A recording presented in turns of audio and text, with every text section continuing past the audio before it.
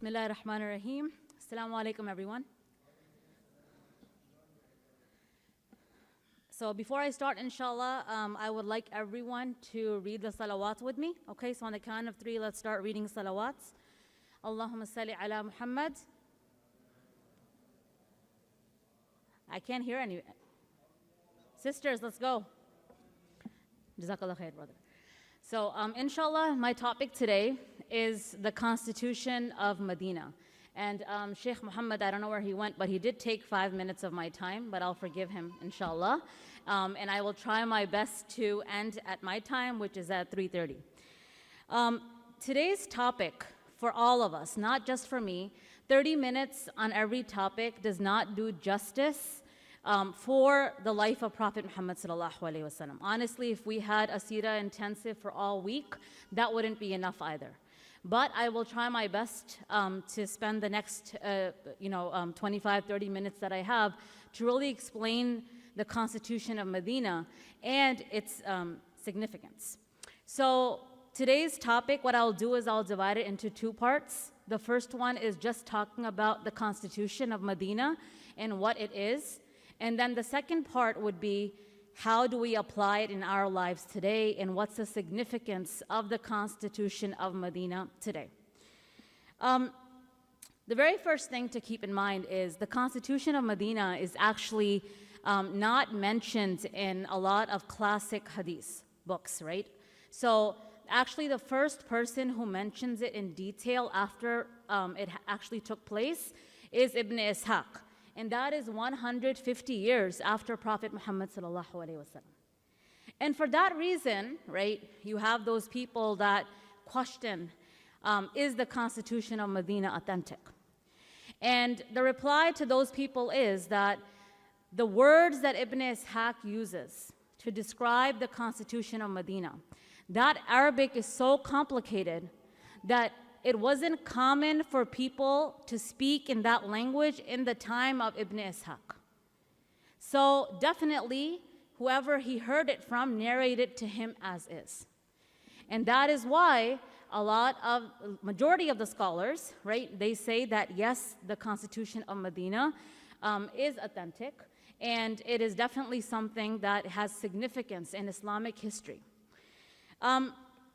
Now, what is the Constitution of Medina? If I was to go in detail today, it would take a lot of time, as I said earlier, because it's basically, if translated, it's like 5 pages, and it's like different points, right? So it's listed in different points.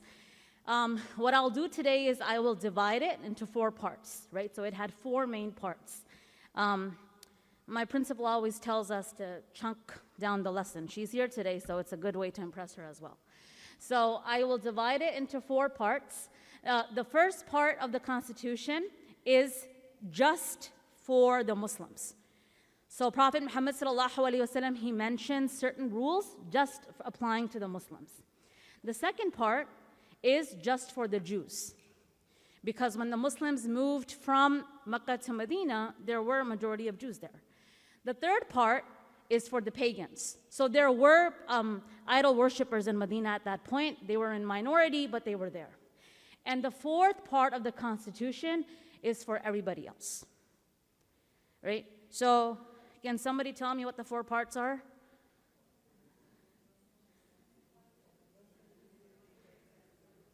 Okay, yes. So the one part is for the Muslims, one is for the Jews, one part is for the pagans, and one part is for everybody else. Okay, so the part that has to do with the Muslims, and this is something that Sheikh Muhammad mentioned earlier about the Brotherhood. Prophet Muhammad sallallahu alaihi wasallam, he said that the Muslims of Quraysh, right, the Muslims that have moved from Mecca to Medina, and the Muslims of Medina, they're all one ummah. They are all one ummah. And we're going to get this, towards the end, we'll talk about the significance of the word ummah. But he mentioned that they're all one ummah, okay? The second thing he mentioned, now a lot of times we think, we just call the Muslims of Medina Ansar, right? But actually, it is said that there were around 40 sub-tribes in Medina who became Muslim. So the second point that Prophet ﷺ mentioned is that the people of Medina, right, the Muslims of Medina, they will be addressing all of their inner disputes by themselves. So if somebody has some sort of issue with someone, they will fix their problems just like they were fixing them before Prophet Muhammad ﷺ and the Muslims got to Medina. If somebody had any blood money they owed someone, if somebody had any type of internal dispute, they had to address it themselves. That's the second one. The third one, that all Muslims will unite against injustice, even if the injustice is done by a Muslim. I'm going to repeat this because this shows the depth of Islamic values. That all Muslims will unite against injustice or someone who has committed injustice, even if that person is also a Muslim. So this is a part of the Constitution of Medina. When we're talking about the Constitution, we're talking about a set of laws that are implemented, and there's consequences if somebody goes against them, right? And the fourth one is that any Muslim can give dhimma. So what dhimma means is that protection, right? So let's just say that there is a Muslim who has moved to Medina, and he has a brother who is non-Muslim, and that person is living in Mecca, and that brother wants to visit Medina. And the brother that's living in Medina, he tells all the Muslims that this is my brother and he's under my protection. All the Muslims have to honor that. They cannot harm him. They cannot say anything to him. So regardless of anyone's lineage, anyone's tribe, anyone's religious background, if a Muslim gives another human being protection, all Muslims have to honor it, right? So these are the 4 points that were dedicated just for the Muslims. The next one is the Jews. So in the Constitution, Prophet ﷺ stated that Jews themselves are a nation in Medina. They themselves are a group in Medina. And all disputes that they have amongst each other, they have to deal with it. The only time Muslims will intervene is if the Jews come and ask for help, or if the dispute is with the Muslims. So the Jews were free to practice their own religion. Their transactions were done according to their religion. If somebody committed a sin that was a sin in their religion, that person was given consequences according to their religion. So Prophet Muhammad ﷺ, he honored that. The second point that was written down was that if Medina is attacked by an enemy, both the Jews and the Muslims have a financial obligation in protecting Medina. So the Muslims are going to support the Jews, and the Jews are going to support the Muslims at that point. Why? Because Medina is being attacked. So that was the second part. The third part is, if Jews decide to leave Medina and actually live somewhere else, so they're giving up the residency in Medina, they have to inform Prophet Muhammad ﷺ, and that is for the safety of everybody else, so that nobody teams up. If Muslims decide to leave, they have to inform as well, so that nobody, ends up coming back to Medina and harming anyone. And then the fourth one was that if any Jew becomes a Muslim, he will be offered protection just like a Muslim. Okay, so these were the 4 that were for the Jews. Now again, this is like watered down and summarized, but I picked the ones to talk about today that really show us the principles of our religion and how we can apply them today. So that's the second part of the Constitution. Everybody with me? Okay, I'm trying to make it as clear as I can. I know it's a bit lengthy. Okay, the third one is the pagans. Now, there were idol worshippers in Medina. They're not really talked about much because they were in minority, and what happened was a lot of them converted to Islam during the Battle of Badr. And that is actually where the hypocrites started from. So the hypocrites of Medina were actually before they became Muslim, they weren't Christian or Jew, they were actually idol worshippers. So for them, they were told that they cannot support the kuffar of Makkah. So they cannot support the kuffar of Makkah. They can do idol worshipping or whatever they're doing inside Medina, but they cannot support the kuffar of Makkah. And a lot of them converted, as I said, but majority of them also became munafiq. And then the last one, the last chunk of the Constitution is for everybody. Everybody was told the points of Medina. So Prophet Muhammad sallallahu alaihi wasallam, he labeled for them that Medina starts from here and ends here, and Medina is considered a haram. So which means that you cannot attack anybody, you cannot walk around with weapons that are like in the open and they're not covered unless it's needed. The second thing that was for everybody was that if there is an inner discord between all of them, between the Jews and the Muslims and the Muslims and the Muslims or whatever, right, and something has not been addressed in the Constitution, at that point, the final word will be Allah subhanahu wa ta'ala and His Messenger, Prophet Muhammad sallallahu alayhi wasallam. No believer was allowed to support any rebel, and anybody can enter and leave Medina however they please. You can leave Medina, you can go on a business trip, you can go to a visit somewhere, you can come and go. There's nobody's micromanaging at that point. Now, this is the Constitution of Medina. Again, watered down, paraphrased. I always mention that depending on how a person's personality is, right? And I think I said this last year standing right over here, that if you have half a glass of water, right? A person who's optimistic will say there's water in it, and a person that's a pessimist will say it's only half full.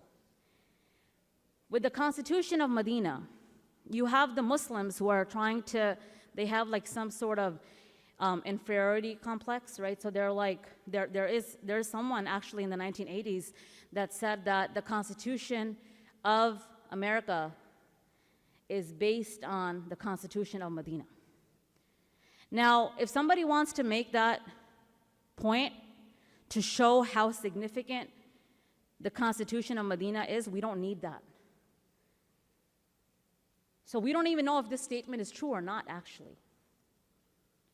A lot of people have gone against the statement. The point I'm trying to make is we don't need to be apologetic as Muslims. We don't need to have someone accept the Constitution of Medina for us to say that it's significant. SubhanAllah, this Constitution is written by Prophet Muhammad sallallahu alaihi wasallam, who we say is unlettered, never had an education. At a time when people are so backward that girls are being buried alive. This is how progressive and how strategic our Prophet ﷺ was.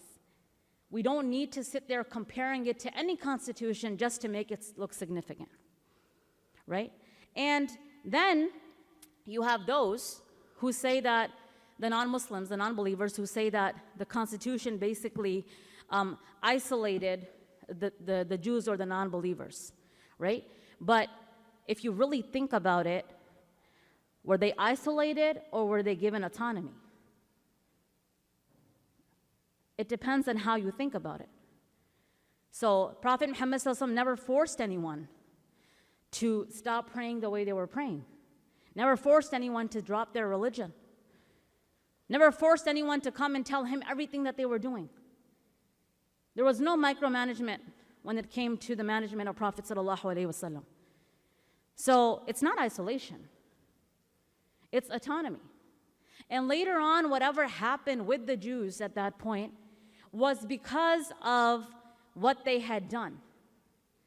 There were consequences in the Constitution, and one of those was that if you go against the Constitution, right, you will either be exiled or, you will be, there will be a trial and we will determine whatever happens to you. This was for everybody. If a Muslim had done the same thing would have happened, right? So there's different ways to look at it. Now, how do we benefit from this today?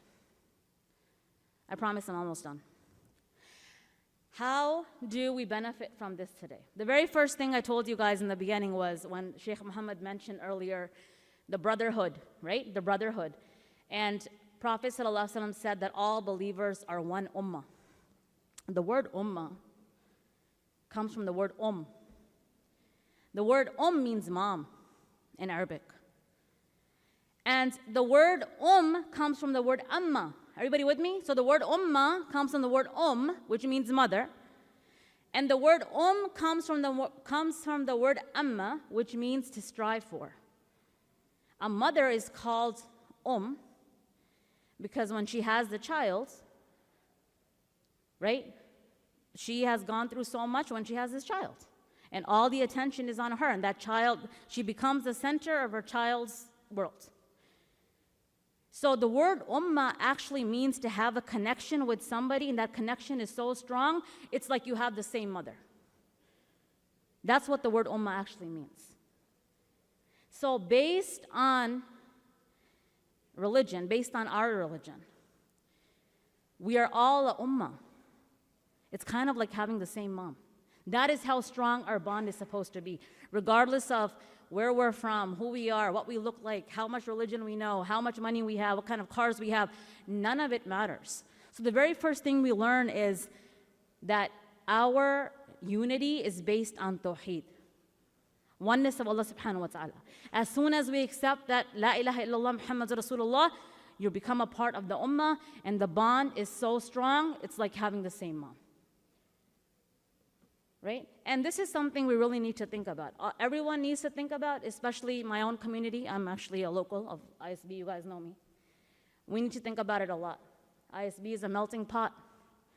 No one should feel uncomfortable when they come here. Because at the end of the day, it's just like having one mother. Right? The second thing is the respect that Prophet ﷺ gave to the non-Muslims. The respect that he gave to the Jews. You know, sometimes I meet young children and I meet parents, and it's like they're living here, and you know, and yes, we are a minority, but for some reason there's a certain feeling towards other religions. Right? How are we teaching our children how to be like the Prophet ﷺ? And how are we going to give da'wah to anyone if we're going to treat them poorly or if we're going to say things about them? So the second thing we learn is that yes, you're right, there is freedom of religion in an Islamic government or community to a certain extent. You can't give da'wah to become a non-Muslim, but other than that, pretty much you have everything, right? And then the third thing is that I don't want to ask anybody here who's in management, but at the end of the day, we're all in management somehow, right? Even if you're not running an organization or if you're not running a country, right? We all are managing something in our lives. Prophet Muhammad ﷺ, his style of managing, from whatever I have read, was he trusted his people. There was a lot of autonomy. There was not like, what are you doing, where you're going, you know? No, nothing. So the style of Prophet ﷺ's leadership is something that we can all adapt to in our lives. And the reason why I'm saying this, and I'm going to end with this, is that when we read about the Constitution of Madinah, right? When we read about the Constitution of Madinah, we shouldn't say, oh, this applies to like if I was like a mayor or something. No, Prophet ﷺ said that each one of you is a shepherd, and each one of you is responsible for his or her own flock. So somewhere in our lives, we are responsible for someone. It may be our children. It may be our spouse. It may be, you know, if you're at work and there's people around you, you have some sort of responsibility. We have some sort of responsibility.